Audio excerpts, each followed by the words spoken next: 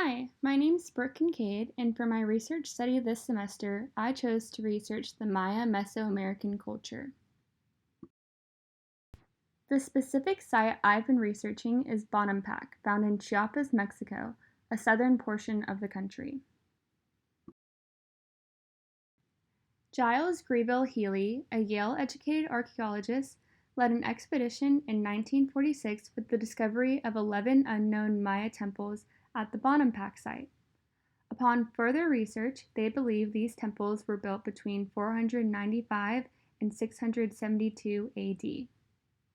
These pictures displayed were taken during the initial discovery of the Bonampak site. You can see Giles Healy in the white shirt posing next to an altar he found in the left picture. From the discovery, what are some basic things we know about the Bonampak site today? We know the size is relatively smaller than other Maya sites. Archaeologists have measured the site to be around 800 by 500 meters. The core of the site is known as the plaza, which stretches 80 by 100 meters. Archaeologists infer peopling of the Bonampak site began in 580 AD but fell in 800 AD. We know the artwork discovered at Bonampak changed the entire scope of how archaeologists viewed the ancient Maya civilization. However, it is uncertain where people of Bonampak resourced their water at the time. Because there are no nearby water sources, archaeologists believe streams may have formed after rainfall, and that is where the people collected their water. A significant part of this discovery was the murals found through pedestrian surveys within the temples, believed to be painted in 790 AD. This is because only 3 pieces of Maya art was uncovered before this discovery. It opened up doors for archaeologists to have a deeper understanding of Western Hemisphere civilizations. From the murals within the temples, archaeologists became more aware of what everyday Maya life might have looked like at the time.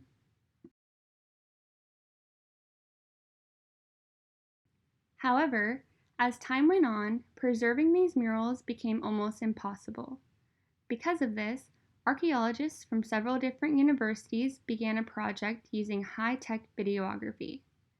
This technology helped recover images that have faded and that can no longer be seen to the naked eye. The Maya painters used black, carbon-based pigments to write text and outline figures within the murals. These archaeologists found that using infrared film made many details of the mural more visible. Once a complete survey of the murals were done using this high-tech videography, archaeologists continued to study the murals and even found more cultural discoveries about the Maya civilization during this time. Around 792 AD, the death rate in the region the Bonampak site remains exceeded the birth rate at the time. This catastrophe put a halt to the flourishing city Bonampak was becoming. Archaeologists believe this is the reason as to why there remains incomplete murals in the Bonampak temples today.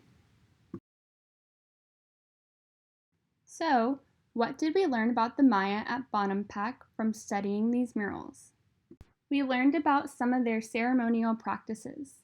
This included what rulers wore to these ceremonies and where they would sit.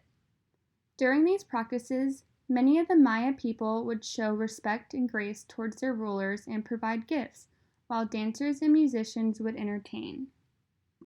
We also learned what instruments the Maya used 1200 to 1500 years ago that included long, thin horns, rattles made from large shells of turtles, and big drums made of either wood or clay. We learned the cloths the Maya wore were woven from probably cotton. These cloths typically had numerous symbols woven into them, such as human figures, monsters, and glyphs. Red on white, dark green on brown, and dark brown on white seem to be the most used colors on these cloths. The murals displayed priests or kings wore ornamented costumes made of jaguar or deerskin. We could indicate a person's rank based on what they were wearing. For example, feather plumes were worn by many notables and warriors. The murals also displayed evidence of warfare and rituals. Warriors capturing and sacrificing their enemies before their rulers was an observed story through the murals.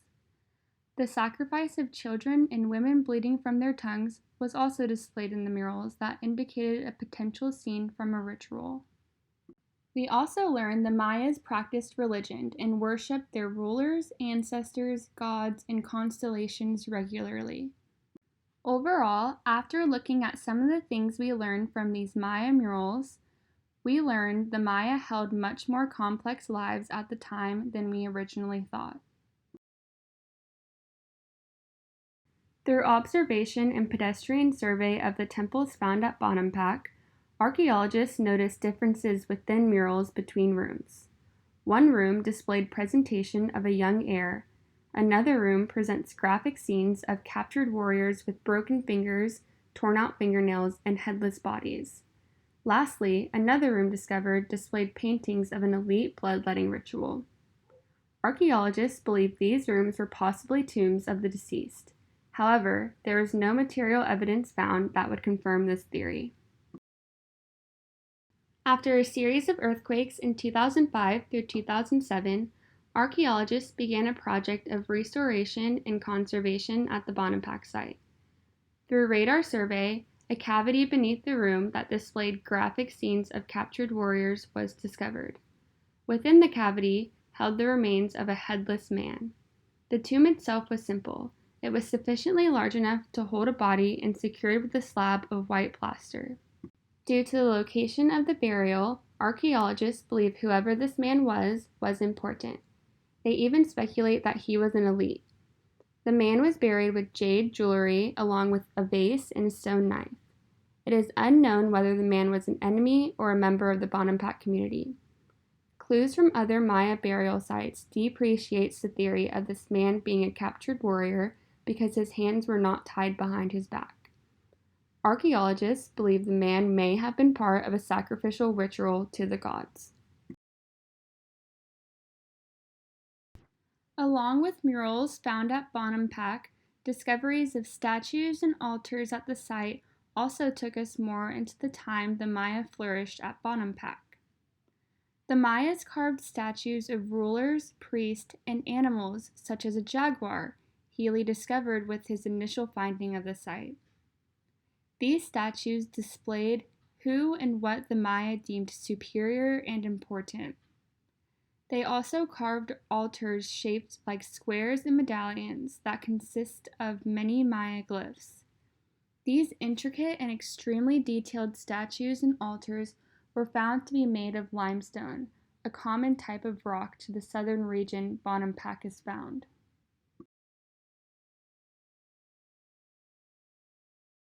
While observing and studying the statues and altars found at the Bonampak site, archaeologists discovered newfound Maya glyphs they had never seen before. Emblem glyphs are titles for Maya nobles that contain place names as their main sign, according to Joel Palka in the article Sociopolitical Implications of a New Emblem Glyph and Place Name in Classic Maya Inscriptions, written in 1996. These discoveries indicated the Maya socio-political culture was far more complex than what archaeologists believed that culture's model looked like before.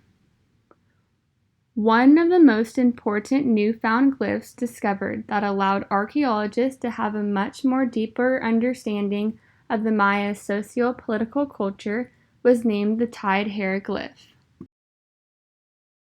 So, what did we learn from these newfound glyphs at the Bonampak site?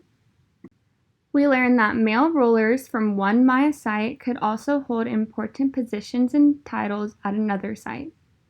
This suggested rulers and nobles may not have always been part of a dynastic sequence, but a potential disruption of lineages due to a ruler at one site also holding power in another. We also learned that several different Maya sites held long-term alliances. These alliances held much more power over smaller sites. Going back to the first point, Maya sites that had rulers holding positions at another site also shared an alliance. We learned Maya sites were held in a hierarchy. Sites that contained more emblem glyphs than another site that contained fewer emblem glyphs were deemed superior and held more power.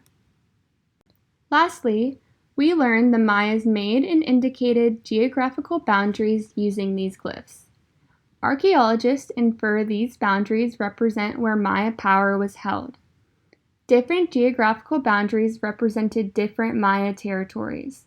The glyphs also indicated where a site's capital stood. Thank you for listening to my presentation over the Maya Mesoamerican site of Bonampak. I hope you learned more about the ancient Maya culture that was uncovered from this site. Have a great rest of your day.